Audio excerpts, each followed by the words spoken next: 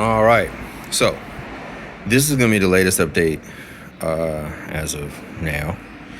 So I attempted to make a mold of the front bumper. So learn some things. I've made some molds before, but not something this big. So in making a mold, you got two very important things. One, you want to, well, actually a few very important things. One, you got to make sure that your substrate or whatever your part is as straight as possible, because you're making a copy of that. So whatever you're making a copy of, if the shit's wrong or not the way you want it, then you can have some issues when you make another part later on down the line and it ain't gonna marry up. That's gonna be a problem. So for me, I wanted to make sure my seam lines were perfect. So right where the fender matches up with the front bumper, I wanted that shit like clean. Like you almost can't even tell if it's a whole uniform part or if it's two separate parts. So that was goal. So getting that tip was pretty important for me. Unlike how you see in other Porsches, you have like that little bead of, actually the original Porsche, you don't even have that. There's a gap.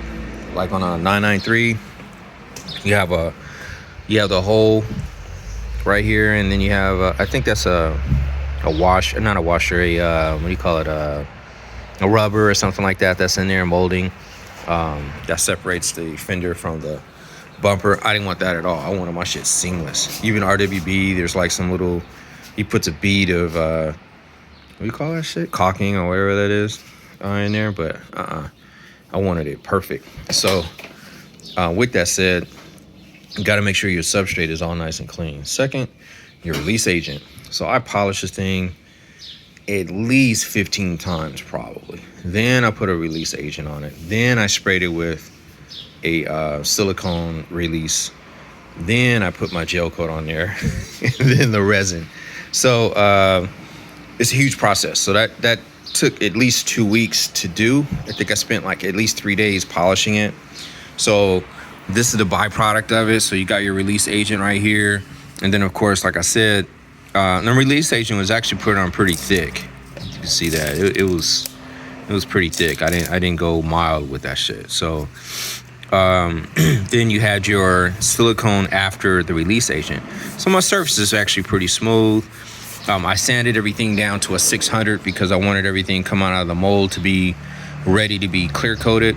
My painter paints it 600, so that's why I did that. You know, some guys go a lot smoother than that, but there's no point in that if you got to knock it right back down for it to be clear coated, because I'm not taking it out of the mold and then go right back on the car, because I'm working with epoxy resin and I'm not using one that has UV additives, and I've yet to see one that has UV additives that I could trust. So until then, that's how I got to roll. Now, the problem was getting it out. As you see, my mold doesn't look identical to my front bumper. So I ended up having to bust it up in order to get it out of the mold. Now, you know, at first I was thoroughly pissed because I'm like, all right, I tricked off a tremendous amount of time and money and materials on the mold, and now I can't use it. However, what I'm considering now is to literally trim all the busted up pieces, because like the major components, like the sockets for the lights, for the amber lights and whatnot that go here, they came out intact. And then usually that's like the most difficult thing that, you know, is common issue. Okay, I just realized I got a little hole right there, a deficit, but I can fix that. The point is I was thinking about putting this thing back together modularly, so that way I can take it apart modularly. So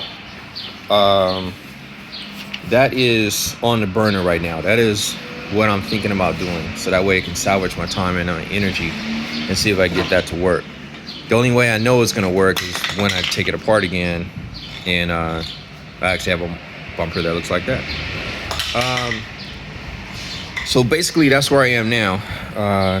I got some things to fix. I don't know if you can see the red circle marks. I love taking a Sharpie and going back, let you know where to put materials as you make it, because sometimes you can make a little bit more than what you need. And then when you have things highlighted on the body of the car, that's how I ended up with, like in some of the pictures, you see some Bondo in certain places, like down there in the side skirt, up here in a quarter panel, stuff like that. There's certain areas that I know off the top of my head that it's like, okay, you got to fill in those gaps. So I don't waste material. I'm very anal about not seeing shit left over in my pots that I use and not having access. Because again, it's expensive. So, waste is huge for me. And I save scraps. I've made a lot of parts just by using scraps. This up here, my splitters. So this is the original part. So we've got the mold for those. So we'll be cleaning up the edges, but at least I got my contour. So I had to put some of this back together too, but I'll be able to salvage that, I think, and get some splitters out of that. So to be continued on those. So it's a lot of work. It's not something that comes out perfect every time. That's why I'm doing a video. So yeah, I've done a lot of parts. I've done a lot of work. I've been creative in a lot of different things.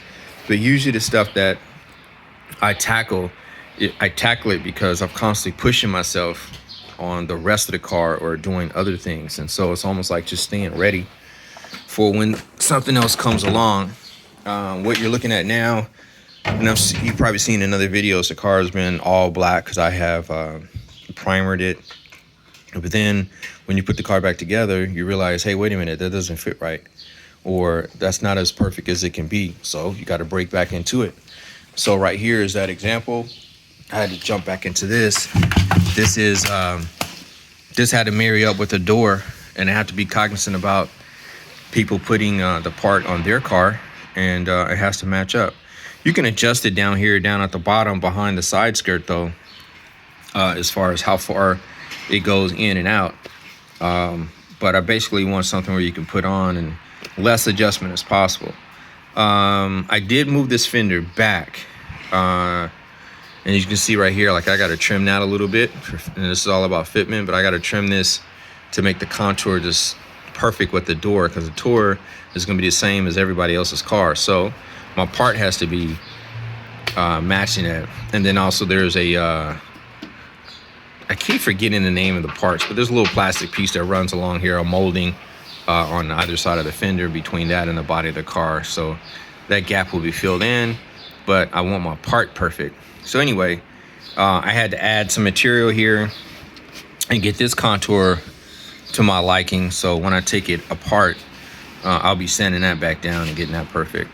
I also have a clearance issue right here in my tire. So my tire is turned right now, so it's turned a little bit to the right. So it's not something you can really look at and be like, oh, that is off or whatever. It's actually straighter than that. It's a little bit more gap than that. But again, because the tire is recessed more, it looks like it's hitting the fender, but it's actually not, because you can see up front there's more gap, right? So but I do see some rub right here. I see it glossy. Now the other thing that I do know too though is the faster I go, the more smell I smell from tires or whatever. So that is a problem somewhat. One, I can always raise the car. I can just adjust the torsion bars underneath, because I adjusted the torsion bars to lower the car. But that also means that the car is actually creating some serious downforce, because, I got some clearance right now, and when I'm driving, I'm fine. But if this car is going down a ½ inch or something like that and driving straight, that's pretty significant. And it also lets me know too that I got to really keep that in mind, because when I replaced the hood, with the other hood that I made that has the hole in the center, that's going to be air rushing into the front, creating a tremendous amount of downforce up here at the front. And it's going to be pressing down even more. So that means, and I got new shocks up front, or struts, I should say. So, that that's pretty significant. So it means I got to raise the car up to accommodate for that. So I got homework to do. I still got things I got to scrub out. I'm glad I got a chance to drive it, knowing where my weak points are for the kit, things that I've had to replace and get my bugs out. So that, like I said, when I go to market, people don't have these issues. I'm not getting no more phone calls, not more phone calls, but no phone calls about issues like that. What in the hell? I'm just seeing that right now. It's a big ass chunk. Look at that. It's cracked up. I don't know. Oh, you know what? I think I remember when that happened. Well, all right. Gotta fix that. But anyway, I probably did this. I bet you I did. Yep, I did it with Bondo. That's why you can't do this shit with Bondo. Like, I thought I can get away with it in some points, but I learned that, you kind of can't. Now, I'll show you how I came back after I learned. So, like, on this tip, when you're working with trying to get a really, really hard edge, so that way this shit doesn't happen, I use a fiberglass mesh. So that way I know it won't crack out. This shit is so sharp and hard, you can probably cut yourself on it. And I'm not even kidding you. So I know this shit would never happen. Same thing with down here on the tip. Some of the shit is like Bondo and whatever, so it chipped out. But right here, like this starts to be the resin mesh, and it's a lot harder. And I remember I was cracking this out. The reason why this happened is because I was putting a screwdriver down here to get the mold off. So that's the only reason why that messed up. But this right here, that shit is just Bondo. And that's why that cracked out. So not a big deal. It was just enough to be in a shapely form for the mold. So I'm not tripping. Obviously the end product would have never had any Bondo at all. It's always going to be carbon. But it's one of those fabricating lessons. So I'll create some carbon mesh to go in here and make it all nice and solid to continue to contour for the door. Same thing we just saw on the other side.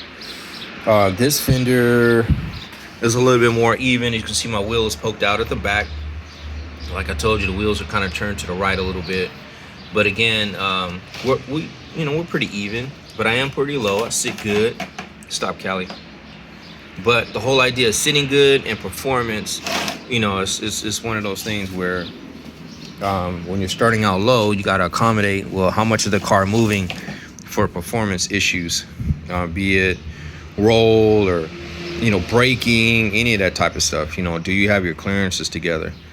I also know, too, I have to be cognizant about braking hard in the car because the car will pitch and then I'll get some rubbing or whatever. So you don't want to have no blowout. So I got some work to do in the tire clearance department. And see, also acceleration, because obviously with a turbo, it'll squat down. I'm pretty cool in the back, though. I got more clearance, so I don't have so much of an issue back here. My tire clearance is kind of cool. I'm not rubbing my name or anything like that anymore. And I still sit good and look good. So I kind of need this for the front. I also realized, too, the last time I got on it, I was upset about it. I'm like, okay, I'm going to start playing with my car a little bit. But it was a learning curve. So this is what happened. So I got on the car, getting on the freeway, and then the car rolled. And when it rolled, it cracked the fender right here. I've since fixed it right now.